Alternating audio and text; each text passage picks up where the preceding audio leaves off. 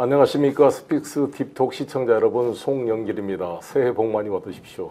정말 이제 이 또한 지나가리라는 것처럼 내란 사태가 지나가고, 그러나 아직도 끝나지 않은 상태에서 새해를 맞았습니다. 새해 복 많이 받으시길 바라겠습니다. 현직 대통령의 체포영장 발부하는 초유의 사태가 발생했습니다. 내란 자체가 초유의 사태였죠. 대통령의 친위 쿠데타라는 것이. 그리고 이제 민주화 시대 이후로, 물론 박정희 이승만 때도 있었지만, 지금 체포영장을 발부받아서 6일 동안 유효기간이 있다 그러는데 지금 집행 여부가 논란이 되고 있습니다. 그래서 윤석열 내란 수계 피의자에 대한 체포영장 집행과 이에 따른 수사 기소, 탄핵 여부까지 발생하는 여러 가지 법적 쟁점 문제를 오늘 살펴보도록 하겠습니다.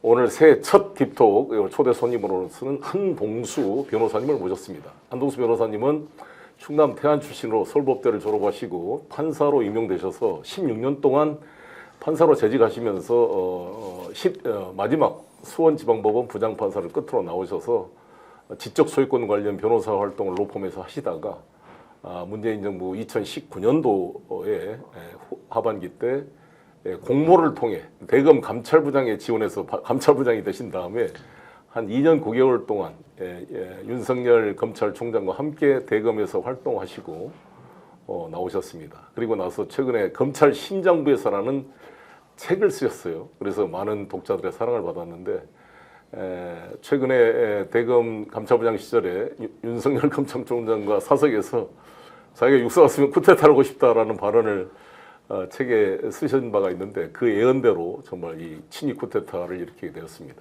아마 복선이 그때부터 깔려 있었던 것 같습니다.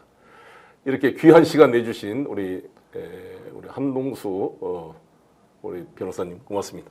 네, 안녕하세요. 네. 네. 특히 제가 한동수 변호사님과 이제 인연이 된 것은, 제가 감옥에 163일 동안 있었는데 갑자기 변호사님이 면회로 오셨다 그랬어요. 그래서 누군가에서 갔더니 우리 한 변호사님 오셔서 저를 위로해 주시고, 그래서 제가 감옥 안에서 제가 변호사님 책을 꼼꼼히 줄을 그면서 다 읽어봤습니다. 네. 다시 한번 감사드립니다. 네, 마침 제가 대학을 다닐 때 이제 연세대학교 총학생회장을 하셨고, 또 제가 출근길에 서울중앙지법고 앞에서 어느 이제 송 대표님을 이제 응원하시는 분이 1인 피켓팅을 하는데 뭐랄까 좀 안쓰럽기도 하고 또 이런 마음들이어서, 변호사는 이제 접견 신청이 가능하니까요. 가서 배웠던 그런 기억이 있습니다. 네, 수많은 사람들이 제가 어려움에 빠지니까 외면하고 다 손절하는 사람도 있었습니다만, 이렇게 저하고 일면식도 없었는데 이렇게 찾아와 주셔서 이분이 참 이 마음이 인자한 분이구나. 소위 말한 측은지심의 정치라는 이야기를 하는데, 공자님 말씀은 인의 요체가 측은지심입니다. 오늘 이렇게 와주셔서 감사드리고, 특히 일단 그때 책을 쭉 쓰면서 이 판사 출신으로서 대검 안에 들어가서 일종의 내부자들처럼 속사를 쭉 저희들한테 밝혀주셔서 저도 이 윤석열이라는 사람의 성격을 이해하는 데 큰 도움이 됐습니다. 지금 그때 쭉 책을 쓰신 이후로 지금 내란 사태까지를 보니까 어떤 생각이 듭니까? 네, 그 당시 이제 윤석열 검찰총장에 대한 그런 위험성, 네. 또 그런 점에 대해서는 어느 정도 좀 구체적인 채널A 사건, 한명숙 전 총리 사건, 고발사주 사건 등을 직접 감찰 또 수사를 하면서 판사찰 문건에서는 직접 윤석열 총장을 피의자로 인지하기도 하였었죠. 그런 과정을 통해서 그런 위험성 등을 어느 정도 알고 있었기 때문에 일반 국민들께서 느끼시는 것보다는 어떤 충격의 정도는 좀 상대적으로 조금 더 낮지 않았을까, 이렇게 생각합니다. 네, 일어날 것이 일어나는구나, 여기까지 갔구나. 이문정 검사님 인터뷰를 보니까 한동수 변호사님과 유사한 것 같아요. 본인도 이 윤석열의 행태를 봐서 구속될 줄 알았다. 자기는 별 충격이 없다. 다 예측 가능했다, 이런 말씀을 하는 것 같은데, 그게 이제 저는 이문정 검사님의 발언 중에, 검사들은 법을 지키는 사람이 아니라 법을 적용하는 사람이다. 자신들은 법을 적용받지 않는 사람이다. 그러니까 법을 가지고 그냥 다른 사람을 단죄하는 사람이라는 거죠. 그래서 진짜 1년에 윤석열 정부 들어와서 한 40만 건 이상의 압수수색 영장이 집행되고 구속영장이 남발됐는데, 정작 본인이 지금 체포영장이 법원에 발부되는데 저렇게 숨어서 있는 모습이 좀 너무 초라해 보이지 않습니까? 어떻습니까?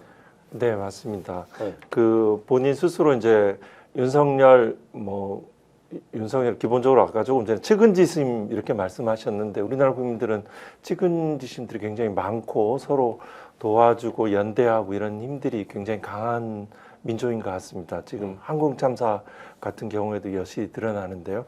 반면에 지금 이제 윤석열 이제 권한 행사가 정지된 윤석열 대통령 같은 경우에는 부끄러움을 모르는 정말 수호지심이 없는 시비지심까지 그 결여된 상태에 정말 있던 초법적인 상태, 법을 위반하는 상태, 정말 모범을 보여야 될 그런 위치에 있음에도 불구하고 오히려 초법적이고 법 위에 있는 존재라는 것들을 여실히 드러나고 있습니다. 네. 그 자신의 지지자들한테 신년 메시지 보낸 거 보셨습니까?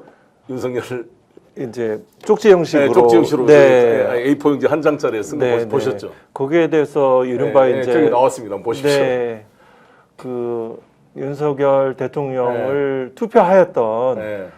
보수적인 이렇게 그런 분조차 굉장히 뭐랄까 저런 쪽지는 굉장히 부당하고 불합리하고 좀 있어서는 안 되라는 이렇게 문서라고 얘기하셨고 또 탄핵소추 대리인단이 이거를 헌법재판소에 제출하였거나 할 예정인 것으로 알고 있습니다. 한 변호사님 판사님을 16년 또 재판을 하셨으니까 저런 쪽지를 보면 네, 저게 죄인이 스스로 피고인이 선행자백하는 거 아닙니까? 네, 선행자백하고 거기에 그 정말 감사하다라는 표현들이 네 번 들어가는데요. 네. 예전에 검찰총장 재직 시절에도 출근길에 네. 이 보수적인 집회를 하는 내려서 추운데 고생하신다고 그러면서 그러니까 자기의 어떤 지지를 호소하는 그런 과정들은 정말 그분들의 그 연세와 건강을 생각하신다면 이렇게 체포영장에 순순히 응하는 것이 합당한 조치인데 오히려 그런 것들을 조장하는 일종의 선동이죠. 넓은 의미의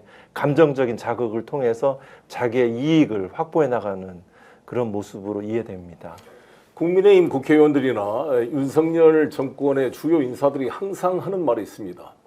아니 죄 없으면 조사받으면 되지 뭘 이렇게 출두를 안 하려고 그러냐. 네. 이재명, 송영길, 조국 이런 야당 인사를 탄압하면서 단골로 쓰는 말이 그렇습니다. 아니 죄 없으면 조사받아 결백을 증명하면 될 거 아니냐. 뭐 재판장에 가서 변론해서 무죄를 받아라.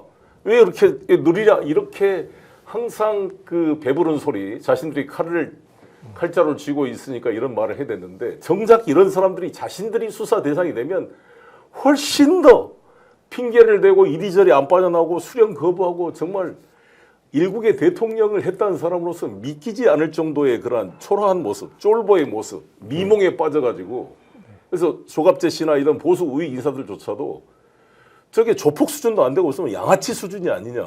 네, 네. 어떻게 저럴 수가 있어요, 저? 네, 네. 정말. 그렇죠. 지금 방금 양아치라는 표현을 하셨는데 네. 자기의 이제 조직원의 이제 부하들을 네. 희생을 통해서 자기를 뒤로 숨는 네. 이런 그 당당하지 못한 태도를 지금 보이고 계신 거죠. 네. 그렇죠. 제발로 그거 나와야죠. 걸어 나와야죠. 그리고 이제 그러면 다시 한번 비춰보시랍니까? 그 아까 지금 현장을 제가 저것도 그 보시면 저기에 나라 안팎의 주권 침탈 세력과 반국가 세력의 준동으로 지금 대한민국 위험합니다.